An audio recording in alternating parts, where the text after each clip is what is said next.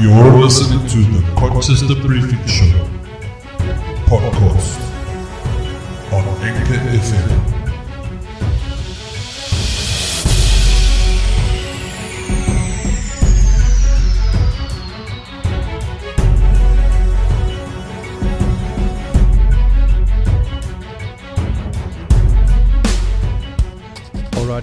Alrighty.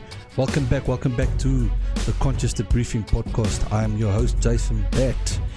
Okay, tonight is actually the 10th of July. This is a recorded podcast that are going to be released, well, today. It's the 15th if you're listening to this at 11 o'clock.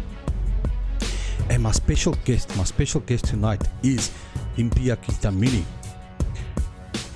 Who is Mpiyakhe Dhamini? A lot of you have been asking that. Of course, a lot of you, especially to those that I engage with on Facebook and that, know who Mpiyakhe Dhamini is. But when I say who in inverted commas. Who is this mystery man? So yeah, before we get into the podcast, there's just a rundown quickly on the topics that I want to talk to him about, and to why I want to ask him these questions is the last one.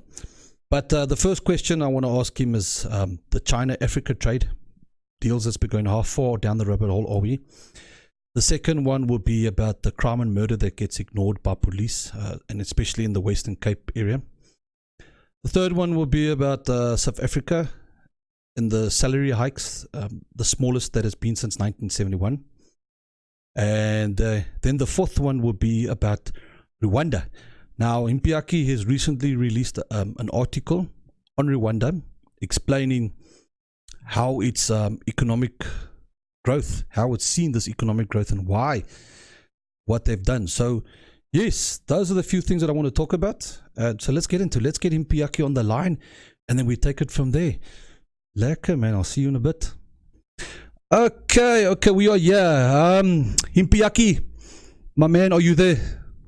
I'm here, man. How are you? 100%, my man. I'm so humbled that I've got you to come on my show.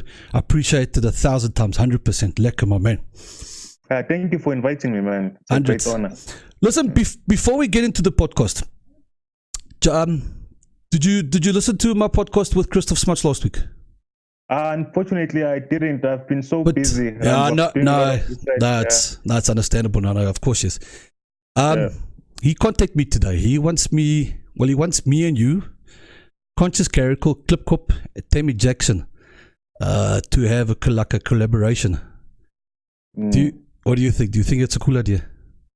Well, I don't know everyone on the list of people, but it did mention something to me. So right now we just committed to have a conversation, like just have a chat. Yeah, so we'll see. But that's something to look forward to. I think I'm gonna tell Christoph Smuts, let's do it. He said he's gonna set it up for me, and then we can maybe in the future. I won't say next week. Maybe 2 weeks from now we can have this collaboration. Sounds like an awesome idea. Well, we'll see about the collaboration going forward. But right now it's just a chat. Like we'll have a chat and we'll talk. We'll see. 100%. Okay, Mpiyakhe, the question that everyone's been asking. Who is Mpiyakhe Dhamini? Go ahead, my man. The floor is yours. So I am an anarcho-capitalist in terms of my political sort of philosophy, or a non-political philosophy, because it's the absence of government. So I guess it's not. Yeah. So I'm an anarcho-capitalist from Matadeni in KwaZulu-Natal. Mm-hmm. That's where I grew up. That's where I spent most of my life before I left, obviously, to go to school and now work in Johannesburg and all these other places. So initially, in about 2009, I went to UCT to study, and unfortunately I didn't complete my degree because I just failed. Like there's not even a way to spin it. I failed, so I didn't complete my degree, and then the UCT kicked me out. Mm-hmm. And a part of the reason that this is unconfirmed, but there may have been or may have not been some herbs involved, like of the intoxicating variety. But there's a story for another day. I went back home. I actually got introduced to programming while I was at university because I saw a program. I saw a computer program for the first time at university. Yeah. We were doing it was a physics class, first year undergrad physics, and Yeah. so it was in Python. Funny enough, the language I ended up falling in love with. And so when I got back home, I just started learning as much as I could. So I didn't have internet back home back then. So I had a lot of stuff downloaded from UCT. So I just looked at those PDFs and videos that I downloaded at UCT, and just learned programming and spent a lot of time doing it up until to the point where I was comfortable using the language, but I still couldn't build software because, like, using a language and like to write like short pieces of code is different from building software. And so eventually I hooked up with another guy from Newcastle, Miton Pinar, who I consider to be my mentor. And he taught me for no charge. He taught me for how to build websites and software and things like that. That's awesome. That's awesome. I would be forever grateful to him. And then eventually I got a job in Cape Town to do programming. And then that's I suppose the rest is history. There's a lot of other things, like, before that, I've also worked at Eskom as a water plant operator. Mm-hmm. I've worked at the casino as a dealer, as a tables dealer.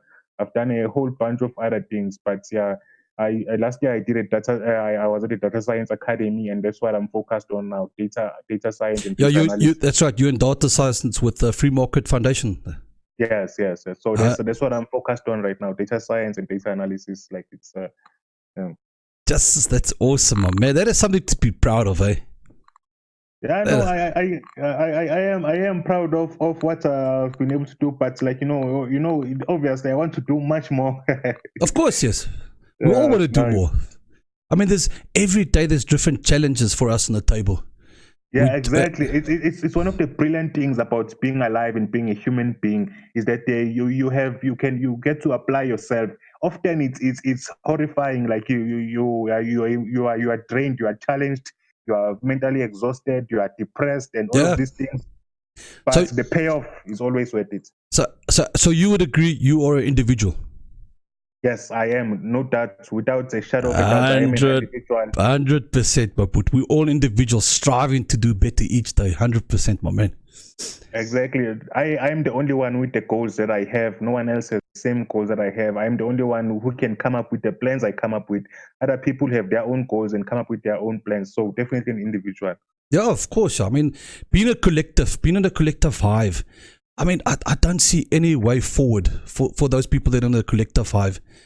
Coming out and being an individual, this is exactly what we are trying to strive for.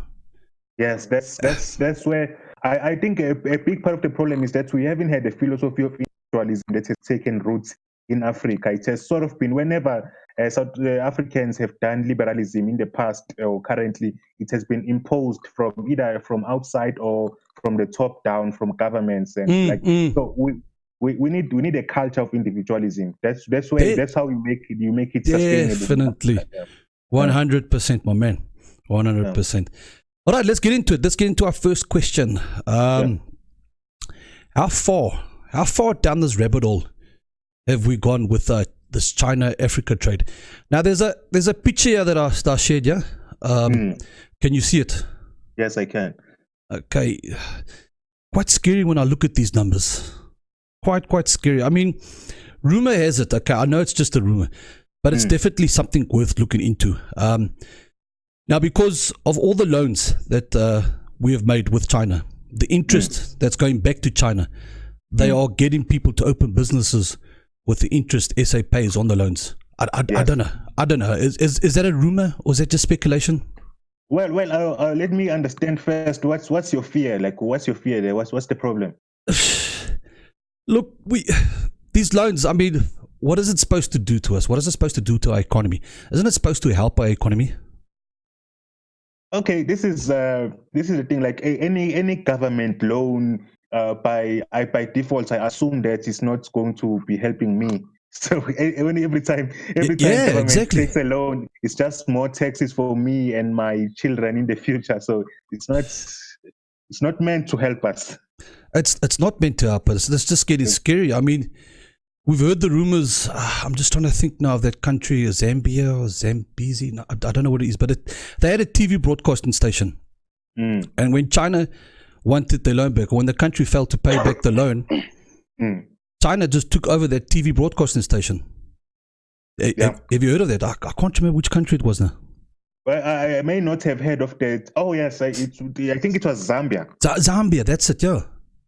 So look. For me, like it's if so the South African state loses some of its property to the Chinese state, like I don't see how it makes much difference, because it's still like, I mean, it's not like any South African is happy that there's a South African government controls all these SOEs, controls all these properties. That's right.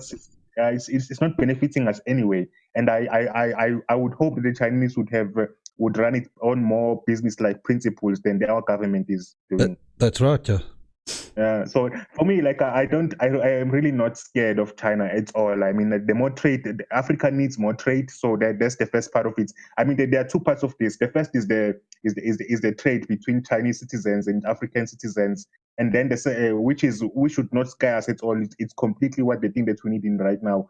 The part that might be a little bit more scary is the interactions between the governments of China and our governments, because that's where the loans that are being offered and things like that. Yeah. No, I'm with you. Sorry, my phone is just ringing now, so I just cancelled it now. It's fine. No, but yeah, so that should scare us. Like, it's the fact that our government is taking on all these loans with China and everything else. We don't know what the ultimate goal of that is. And what sacrifices we will have to make as taxpayers to make good on those debts. 100%. So that's your feeling on this China-Africa trade. I mean, we've all got mixed emotions. I don't know what Ramaphosa's got installed for us. There's been hundreds of articles coming out. In fact, there was 2 today that came out that Christoph shared. I read a bit about it, but yeah. It remains to be seen if it's speculation or not. We don't know. Only time can tell what lies ahead for us. Yeah. No, it's governments are generally scary things. I mean, that's why I'm an anarchist, because governments are. If you just look at all the biggest massacres in history, it was always some states leading that. It's never been private individuals deciding to kill each other. Well, private individuals don't kill each other, but it's usually the states that does it at an industrial scale. And well, China being an authoritarian state that it is, I mean, nothing surprises me. And the guy who was running China up until the 70s, Mao, killed something like 60 million people, if I'm not mistaken. That's right, yeah. That's crazy. It's crazy. The fact that he's not considered on the same level of evil as Hitler, or even more, because he killed much more people, it's incredible to me. Yeah, 100%. Yeah. Coming back home, I never mentioned it. Yeah, I mentioned it in my introduction. There is crime and murder, but yet the police ignore it. Now, I saw this article on Facebook. Now, I know we shouldn't always believe what people on Facebook say, but it's just interesting to read here what she said. I'm going to read it out quickly. We have a low-intensity war, yet the DA, okay, sorry that I mentioned the DA, all the DA supporters out there, will not request a state of emergency for Western Cape. The constant moaning about lack of police or own police is cheap politics whilst our community is being killed. The murder rate is 22. Again, I don't know if that's true. A day to which is a crisis. If not, young lives are lost to maintain face. Yeah. The time for cheap populist is done. Our community cannot pay for their lives for voting for politically bankrupt organizations like the DA. Where the DA governs, the murder rate is the highest in the country. Wow, that's quite a mouthful, eh? Yeah.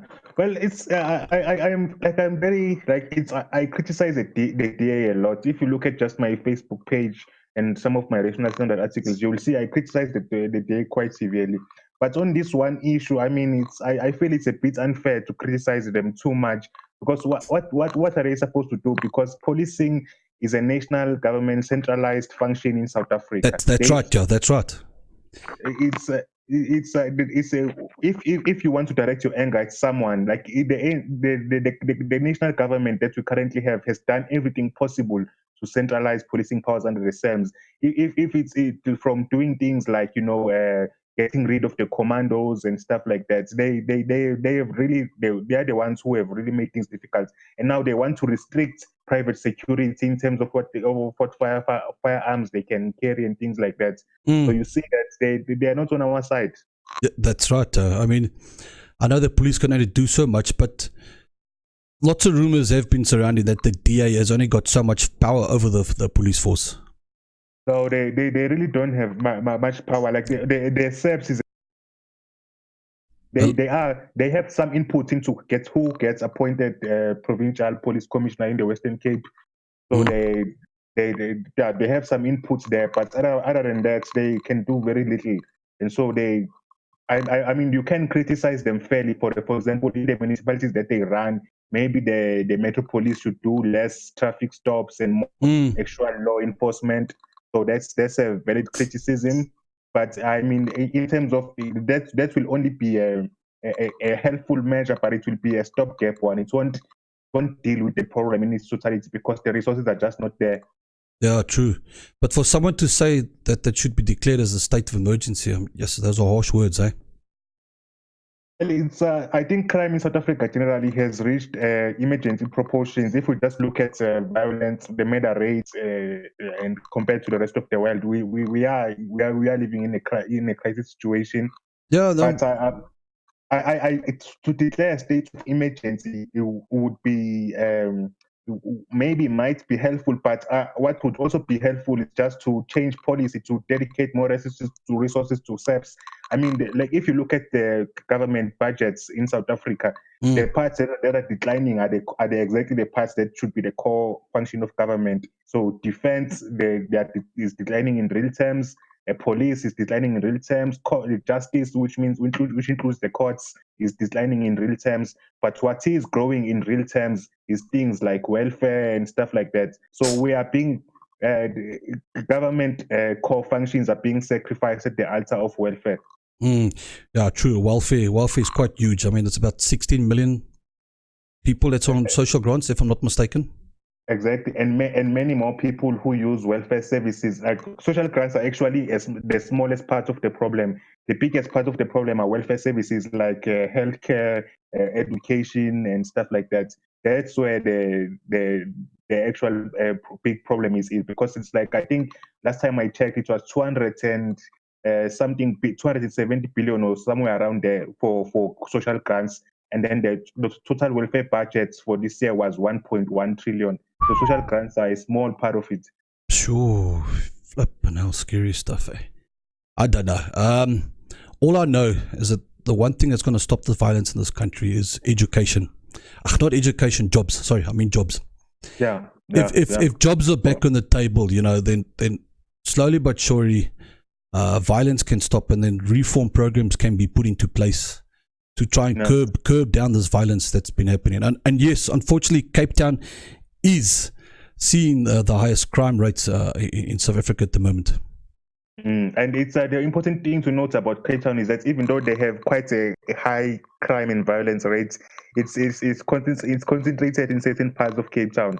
I personally find Cape Town overall to be safer than Johannesburg, for example. Yeah, I know you're right. Like the Cape Flats and the Plain, all those areas where the gangsterism is quite high. I know. I mean, I used to live in Cape Town myself, and the gangs that I could remember back from those days were the Americans and the Dixie Boys. Quite a huge list of the gangs that's in Cape Town. Yeah, I know. We need to, and also government should just stop trying to regulate the private security industry, because I mean, one of the things that is hardly talked about is the fact that the police commissioner admitted to Parliament that they cannot fulfill their functions, that they cannot fulfill their mandates. And so in that scenario, restricting private security even more than what they are doing now is insanity. Restricting gun ownership is insanity. Yes, it is. It's insanity. If the police cannot fulfill their functions, then the obvious thing is to let citizens protect themselves. Yeah, of course, 100%. And I've been talking about it, even my last week's podcast. I mean, self-defense is something that we need to teach ourselves about. We need to learn. And if you don't want to use a gun, you don't have to use a gun. You can always use pepper spray, or there's other methods for self-defense, but it's very, very important. And one of the points that the Capitalist Party was making during his campaign is that even if not everyone chooses to get a gun, but the mere fact that it's more gun ownership is more is easier for ordinary people, then it raises the risk for criminals, and then you will get less crime because criminals are not stupid; they assess risk just like everyone. My dude, criminals are getting clever and clever. I've said this before on previous podcasts, like a robbery, for example, when they plan robberies, it's a career. It's a full-time career. There's guys out there that've got different positions. One guy will stand at the gate and monitor. Yep. He gets a certain amount of salary. Then you got the guy that stands inside, that monitors everything. He gets a salary. Then you guys that actually come in, drive in, get in the shop and do the robbery. They all got base salaries. There's like a whole structure involved with these criminal syndicates. Well, it just shows you that's how spontaneous order works, doesn't it? Even though it's working against us right now. Yeah, exactly.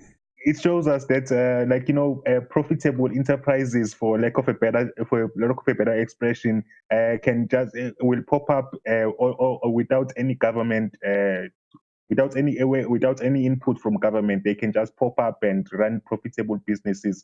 And so if we were allowed the same freedoms, if we were allowed to voluntarily form associations to protect ourselves, get guns, get private security, and all of those things, I think the situation would be much more equalized, because we are capable of exactly the same organization that the criminals are capable of. Yeah, exactly. I mean, but what's nice to see is like car hijackings, for example. There's been a number of videos on YouTube and Facebook where the guys will come up with their guns and they want to, hijack the car. The people stay in their car and they'll put the car in reverse and then ram the car behind them. That is now awesome. That is the type of stuff that we need to see. And then the rest of South African citizens need to follow in that and say, you know what? The time of being scared, the time of having all this fear is finished. No more fear. Yeah.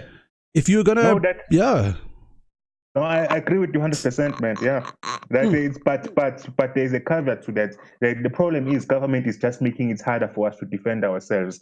So ramming a hijacked car with your car is a good thing if you are able to pull it off. But then criminals will start learning.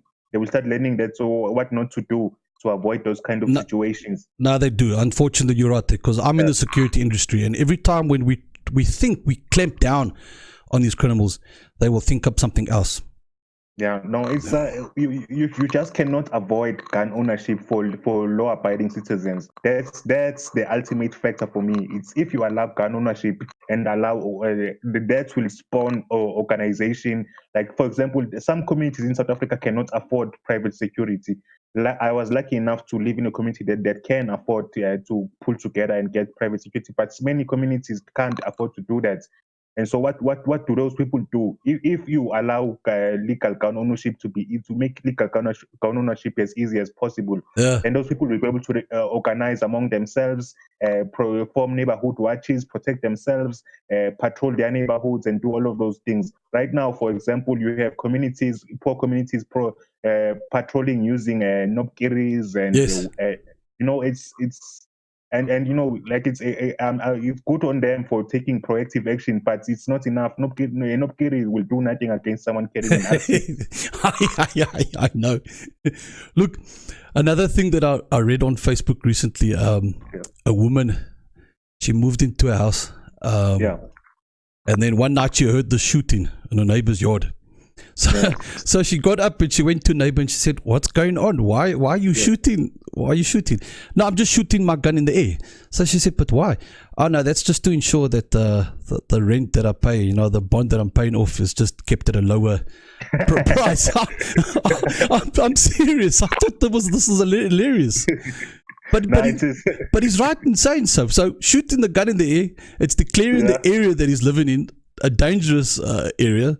So of course, the rental or your payments is going to be low. Yeah, property values will lower because there's a perception that it's a less safe area. It's crazy how people can just use this to their advantage, eh? now it shows I keep saying this, man. Like, it shows the ingenuity of people that enables spontaneous order, the ingenuity of individuals that Yes. enables spontaneous order. Yeah. Oh, flip, it's crazy, man. All right, to the next question. Yeah. South Africa has seen salary hikes, the smallest, where am I now? The smallest since 1971. And increases for civil servants have halved. The public has no knowledge of this. What can we do to make the public aware of this? I mean, South Africa's salaries rose by 4.7% on average last year, the smallest hike since records have begun. Private sector salaries rose by 4.5%, while civil servants received hikes of 5.3%, almost half the 10.7% rate in 2017. Whew. Again, another mouthful there. I have no sympathy for the civil servants because they're already paid way too much. But for the private sector, it's just a symptom of an economy that is undergoing a lot of hurts now. Yes, unfortunately. Yeah, no, it's part of it will be the economy that's going under a lot of hurts because of government policies. But also there's the part where it's just the inflationary effects flaring through, because the elephant in the room that no one hardly ever talks about is the fact that we use manipulated money, and we have no other choice but to use that money because of central banking. And so that's yeah, no, sure. Well, look, yeah. I was about to say, and that's because we use this manipulated money, this inflation that is created by central banks, and the people who receive the money first are not the people who are in the middle class. It's usually your financiers, people who trade on the JSE, the banks, and so on and so on. So these people will tend to get higher increases in the value of their assets, and then by the time it gets to the middle class, the inflationary effects have fed through, and then you get lower increases. It's the same story that you see in the USA, but here it's going to be much worse because we have other economic issues because of government policy. And so it's just, it's not a surprise, man. It's unfortunate, but it's not a surprise. It's not a surprise at all. I mean, with everything going on, with people talking about socialism and communism going on, and then of course the other word that the Renegade report use a lot, the NDR, their involvement. No, it's the most important thing everyone needs to know about. The NDR is real. We can't bury our heads in the sand about it. We have to face it head on. But that's the thing. Not a lot of people know about the NDR. They don't even know of the existence.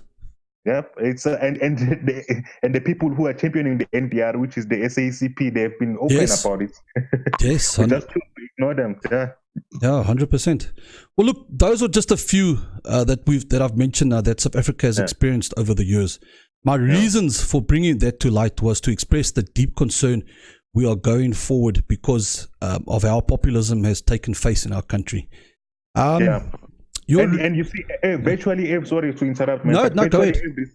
Virtually every stat, whether you're looking at salaries like you did, but also immigration rates, they've accelerated massively, and executives and all of these people are leaving. The exodus of investment from South Africa and things like that. Our sleep on the economic freedom rankings in the world.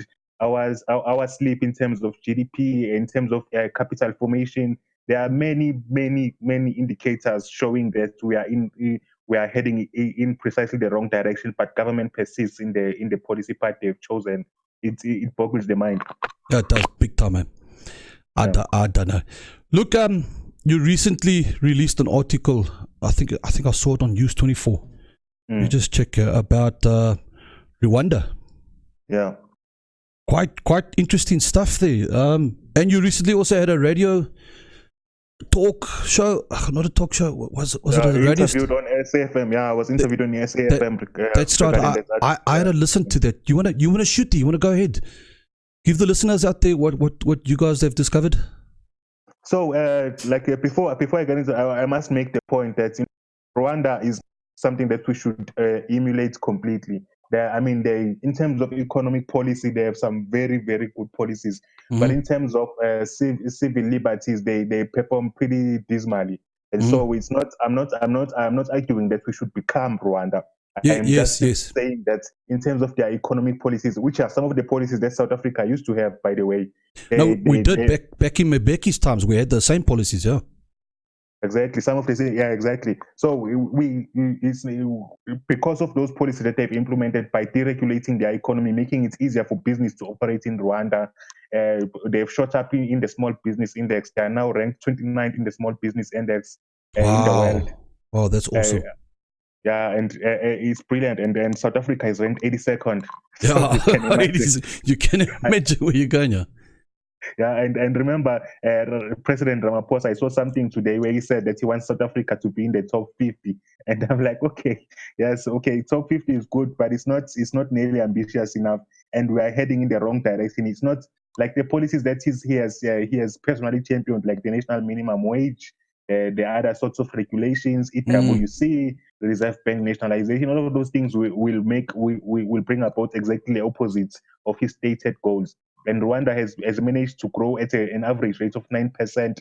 Wow. Since the year 2000. So it's an incredible story, because it shows that exactly the kind of policies that we have been championing, like the free market policies, they actually work, and because they have been proven in Rwanda.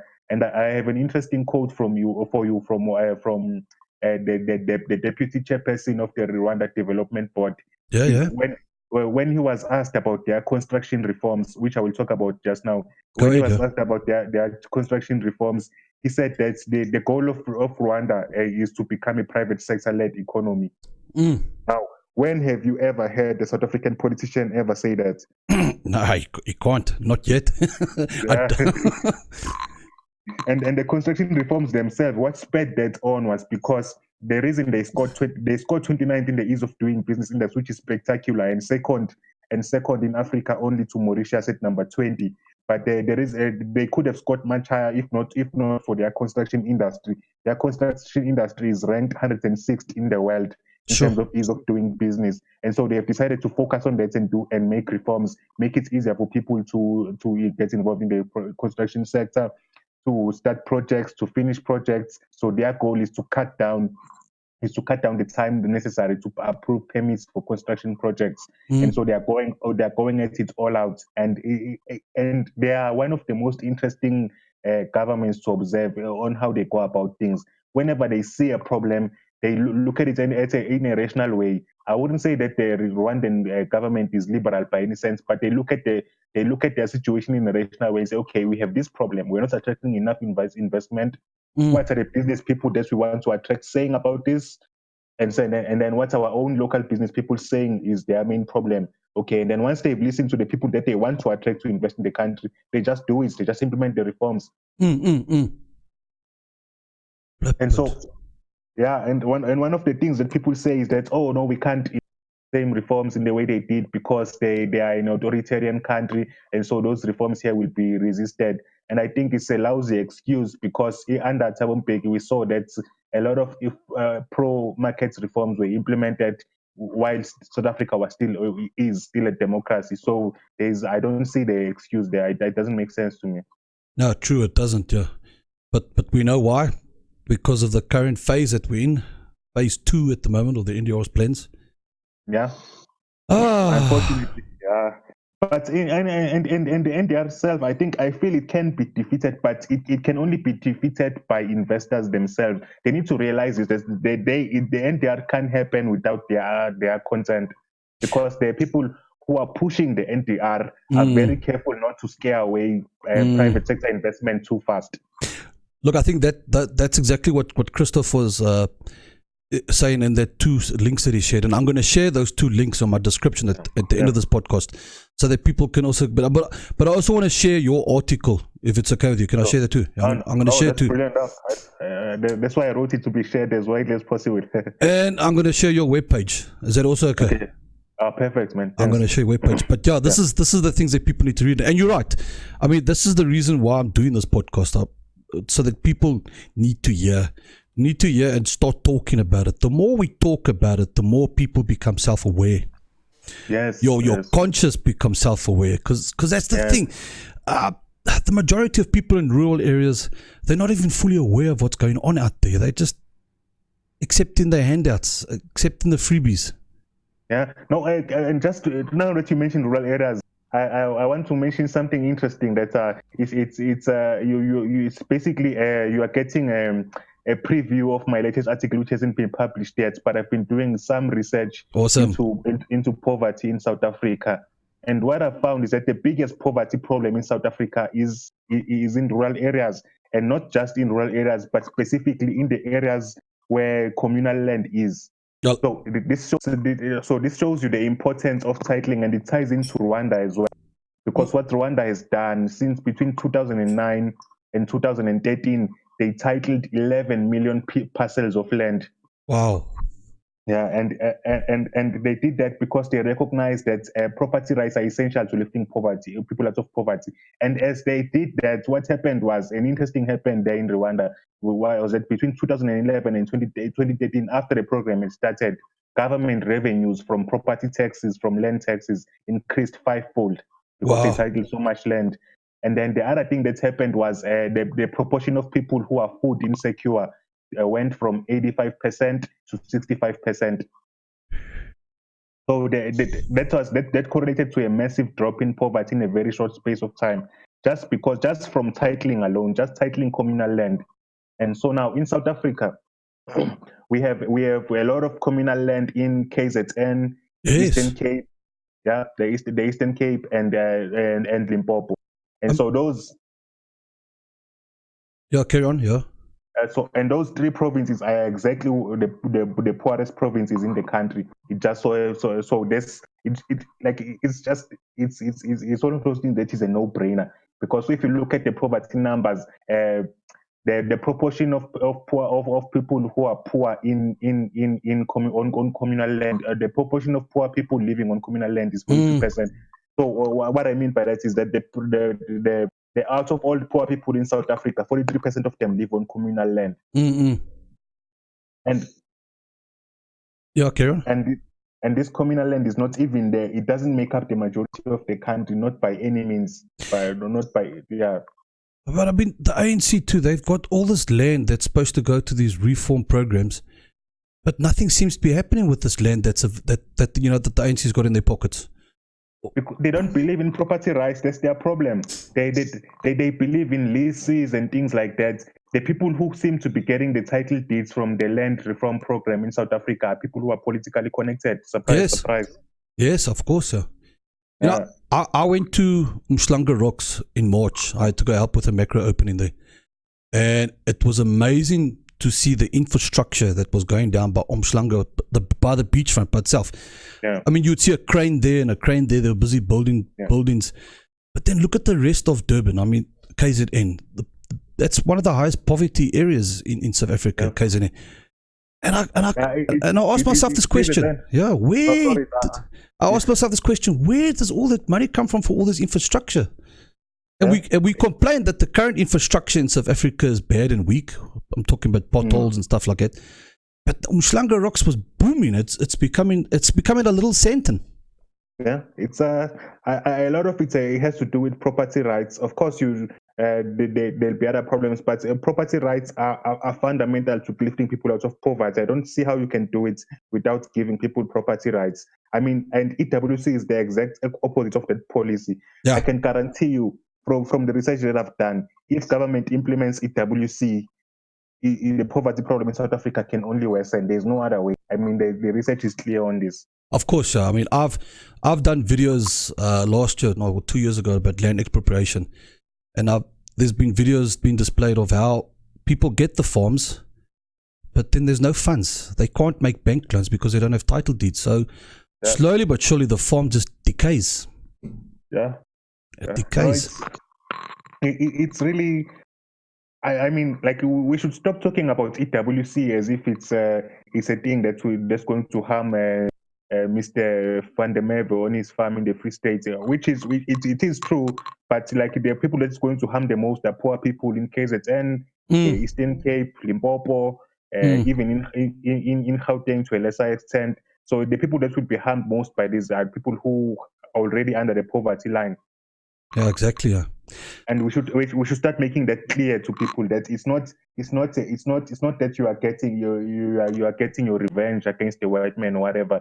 You are actually hurting the people that you are supposed to be helping. Yeah, exactly. True. I see the Free Market Foundation will host an economic freedom audit between the 17th and 19th July. And Yes. there will be 5 sessions representing the 5 areas of the EFW. Yeah. You want to speak more about that? Where is it going to be? It will be held at the Free Market Foundation offices on 170 Kezen Road, building number 5. So that's where it will be held, and it's going to be a focus session, where the chair of each session, there are 5 chairs, which are people like Bonang Mohale, who is the ex-CEO of Business Leadership South Africa. Rex van Schalkwyk is one of the other chairpersons. He is the former Supreme Court judge, Supreme Court of South Africa. And you also have Ras Lambeti. I think you might know him as well. No, I'm not sure. No, I haven't heard his name. No. Okay, Ras Lambeti is he wrote he's also an anarcho-capitalist, and he's an Australian economist, living in Cape Town. He co-wrote a book on Zimbabwe and the inflation there and what caused it. So he's a pretty interesting guy. Someone you might like to have on your podcast at some point. But anyway, yeah. So he'll be chairing the sound money session, the session on sound money. Rex van Schalkwyk will be chairing the session on the rule of law and property rights. Bonang Mohale will be chairing the session on freedom to trade. Yeah. And then Professor Robert Vivian from VES will be chairing the session on regulations. So listeners, there you have it. Go and join there. I mean, go and join the Free Markets office in, where is it, Granberg, eh? So they first have to register. They have to go to the Free Market Foundation, freemarketfoundation.com, and register for the event, and then they can come through and join us for the event. It should be interesting. 100%. I'm going to also add that. I'll add that link into. Yeah, man, this has been an interesting podcast. Yeah, no, thanks for having me on again, bro. Like it's been good. I've enjoyed chatting to you. 100%. Don't go away. I just want to do my closing, and then I'm going to cut off, and then we'll just say goodbye thereafter. Okay, sure. To my listeners out there, my podcast is available on Spotify, Google Podcasts, Apple Pocket Cast. This is broadcasted on Anchor FM, and I will also have it on my YouTube channel, which every Monday at 11 a.m. I post my podcast. So yeah, guys, this has been a mouthful. It's been interesting. Mpiyakhe, pleasure, my man. I really appreciate you coming on again. Yeah, thank you for having me on, bro. And yeah, I'll chat with you again. I'll check up with Christoph and the rest and see if they are keen to having a future collaboration. Will be lekker. Okay, guys. Cheers. Perfect. Yeah. Lekker. Thanks.